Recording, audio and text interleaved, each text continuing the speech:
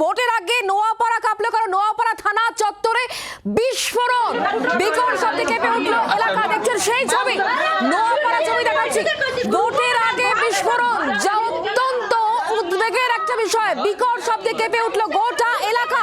দেখছেন সেই ছবি, নোয়াপাড়ায় বিস্ফোরণ, একেবারে থানা চত্বরে এই বিস্ফোরণ ঘটেছে। কিভাবে এই বিস্ফোরণ ঘটলো, এই নেপথ্যে কারণ কি তা জানার এই মুহূর্তে চেষ্টা করা হচ্ছে। দ্বিতীয় দফা নির্বাচন আগামী 29 তারিখ। প্রথম দফার ভোট একেবারে নির্বিঘ্নে কেটেছে, একেবারে রক্তপাতহীন। তবে এই বিস্ফোরণ অনেকগুলো প্রশ্ন তুলছে। ঠিক কি হয়েছে আমরা জানবো, কথা বলবো। বরুণ সেনগুপ্ত আমাদের সঙ্গে রয়েছে। বরুণ, কি ছবি এই মুহূর্তে, কি হয়েছে? দেখো, নোয়াপাড়া থানার ভেতরে যেটুকু এখন পর্যন্ত যেটা করে তুলে ওঠে, এরপরেই এলাকার যারা আশেপাশের বাসিন্দারা তারা ঠিক সোজা বাইরে বেরিয়ে আসেন। বাইরে বেরিয়ে আসার পরে তারা দেখতে পান যে একেবারেই বিভিন্ন জায়গায়। বলুন, তোমার কথা আমাদের কাছে স্পষ্ট হচ্ছে না। যদি একটু জায়গাটা পরিবর্তন করা সম্ভব হয় বলো। যদিও এলাকার বাসিন্দারা তারা কিন্তু বারবার করে বলছেন যে এই থানার ভেতরেই বোম বাস্ট করেছে, এবং থানার ভেতরে কি করে বোমা আসতো। যেটুকু এখনো পর্যন্ত জানা যাচ্ছে যে এই যে বিভিন্ন জায়গায় যে বোমা তোলা হয় বা বোমা পাওয়া যায়, সেই বোমাই কি সেখানে সংগ্রহ করে রাখা ছিল? প্রবল গরমে কি সেটা ফেটে গিয়েছে, না এর পেছনে অন্য কোনো কারণ আছে? যদিও এখনো পর্যন্ত পুলিশের তরফ থেকে কোনো রকম কোনো মন্তব্য করতে তারা নারাজ। এলাকার বাসিন্দারা তারা বলছেন তারা আতঙ্কিত, তারা ভীত, কারণ একেবারে নোয়াপাড়া থানা এখনো পর্যন্ত যেটুকু খবর, কোনো হতাহতের খবর এখনো পর্যন্ত নেই। কিন্তু স্প্লিন্টার যে আশেপাশের বাড়িতে ছড়িয়ে পড়েছিল সেই ছবি কিন্তু একেবারেই পাওয়া যাচ্ছে। বলুন, তুমি যেটা বলছিলে যে বোমাগুলো মজুত করে রাখা ছিল থানায়, বিভিন্ন সময় উদ্ধার হওয়া বোমা, সেটাই কি ফেটে গেল তাহলে এই গরমে? একেবারে সেটাই কিন্তু প্রাথমিকভাবে অনুমান করা হচ্ছে যে বোমাগুলো মজুত করা হয়তো বিভিন্ন সময় জায়গা থেকে উদ্ধার করা সেই বোমাই কি এখানে রেখেছিল, সেই বোমাই কি ব্লাস্ট করলো। পুলিশের তরফ থেকে যদিও বারবার করে বলা হচ্ছে যে কোনো রকম বোমা বিস্ফোরণ হয়নি।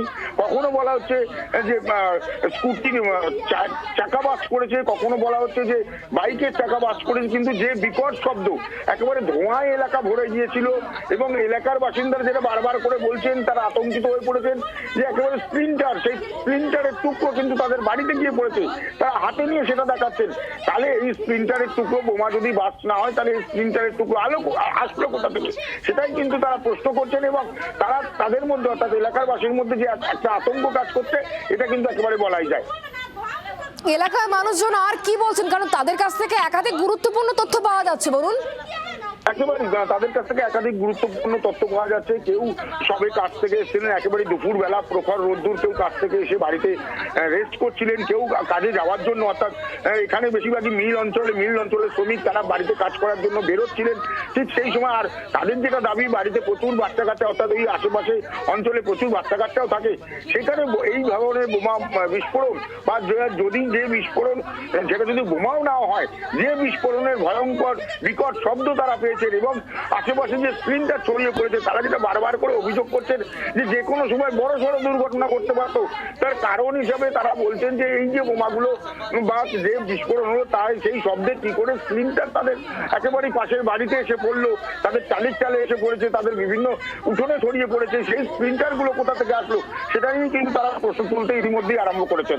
এই গোটা ঘটনায় এখনো পর্যন্ত তুমি যেমনটা বলছিলে যে পুলিশ কিছু বলতে চাইছে না, এখনো পর্যন্ত পুলিশ সূত্রে আর কি খবর রয়েছে আমি আসবো বরুণ তোমার কাছে। তবে এই মুহূর্তে তৃণাঙ্কুর ভট্টাচার্যের সঙ্গে আমরা টেলিফোন লাইনে যোগাযোগ করতে পেরেছি, প্রার্থী তিনি। তৃণাঙ্কুর, নোয়াপাড়া থানা চত্বরে বিস্ফোরণ ঘটেছে, এলাকার মানুষ কার্যত ভয়ে কাঁপছেন, কি বলবেন আপনি? হ্যাঁ, নিশ্চিতভাবে এটা আতঙ্কিত হওয়ার মতনই কথা। দেখুন, এখন প্রাথমিকভাবে খবর পেয়েছি যে পুলিশ বোঝায় বিজেপির কিছু বোম পিস্তল সিজ করেছিল, সেখান থেকেই কাউকে একটা বিস্ফোরণ হয়েছে বলে আমরা খবর পেয়েছি প্রাথমিকভাবে। যদিও এর এখনো নিশ্চয়তা আমার কাছে পুরোপুরি নেই, কিন্তু এটা তো ঘটনা যে বিজেপি এবং অর্জুন সিং তারা ভয় ভীতি ছড়াতে চাইছে এবং মানুষকে আতঙ্কিত করার জন্যই তারা এটা করছে। কোনোদিন এর আগে নোয়াপাড়া ইতিহাসে এটা হয়নি। এইসব ঘটার প্রধান এক এবং একমাত্র নায়ক অর্জুন সিং। তোমার দৃঢ় বিশ্বাস নোয়াপাড়া মানুষ ভোট দেবেন, তারা আমি আবেদন করি সকাল সকাল ভোট দিন, আতঙ্কিত হবেন না। নিশ্চিতভাবে এই নোয়াপাড়ার শান্তির পরিবেশ আমরা বজায় রাখবো। ধন্যবাদ আমাদের সঙ্গে টেলিফোন লাইনে থাকার জন্য তৃণাঙ্কুর। বাংলার আওয়াজ, বাঙালির আবেগ, জি 24 ঘন্টা।